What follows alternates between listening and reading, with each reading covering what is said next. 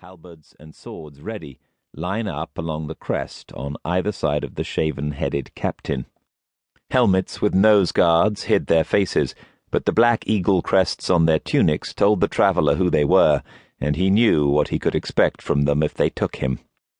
Was he getting old, to have fallen into a trap so simple? But he'd taken every precaution, and it hadn't succeeded yet. He stepped back, ready for them as they poured down to the rugged platform of ground he stood on, fanning out to surround him, keeping the length of their halberds between themselves and their prey. He could sense that despite their numbers, they feared him. His reputation was known, and they were right to be wary. He gauged the halberd heads, double type, axe and pike. He flexed his arms, and from his wrists his two lean, grey, deadly, hidden blades sprang. Bracing himself, he deflected the first blow, sensing that it had been hesitant. Did they want to try to take him alive? Then they started digging at him from all sides with their weapons, trying to bring him to his knees. He whirled, and with two clean movements, sliced through the hafts of the nearest halberds, seizing the head of one as it flew through the air before it could fall to earth, and taking the stump of its haft in his fist, he buried the axe blade in the chest of its former owner. They closed in on him then, and he was just in time to stoop low as a rush of air signaled the passage of a swung pike as it sickled over him, missing his bent back by an inch. He swung round savagely, and with his left-hand hidden blade hacked deep into the legs of the attacker who'd stood behind him. With a howl, the man went down. The traveller seized the fallen halberd, which a moment earlier had almost ended him, and swiveled it round in the air, slicing the hands off another of his assailants.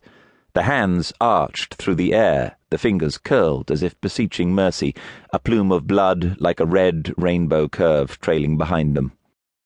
That stopped them for a moment, but these men had seen worse sights than that, and the traveller had only a second's respite before they were closing again. He swung the halberd again, and left its blade deep in the neck of a man who, an instant before, had been moving in for the kill. The traveller let go of its pole and retracted his hidden blades in one action in order to free his hands to seize a sergeant wielding a broadsword, whom he threw bodily into a knot of his troops, seizing his sword from him. He hefted its weight, feeling his biceps tense as he took a double grip and raised it just in time to cleave the helmet of another halberdier, this time coming from his rear left quarter, hoping to blindside him. The sword was good, better for this job than the light scimitar at his side, acquired on this journey, and the hidden blades for close work. They had never let him down. More men were streaming down from the castle. How many would it take to overpower this lone man? They crowded him, but he whirled and jumped to confuse them, seeking freedom from their press by hurling himself over the back of one man, finding his feet, bracing himself, deflecting a sword's blow with the hard metal bracer on his left wrist, and turning to drive his own sword into that attacker's side. But then, a momentary lull. Why? The traveller paused, getting his breath.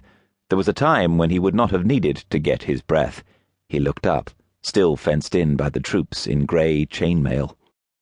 But among them, the traveller suddenly saw another man. Another man, walking between them, unobserved, calm. A young man in white, clad as the traveller was otherwise, and wearing the same cowl over his head, the hood peaked, as his was, to a sharp point at the front, like an eagle's beak. The traveller's lips parted in wonder. All seemed silent. All seemed at rest, except for the young man in white, walking. The young man seemed to walk among the fighting like a man would walk through a field of corn, as if it did not touch or affect him at all. Was that the same buckle fastening his gear, the same as the one the traveller wore?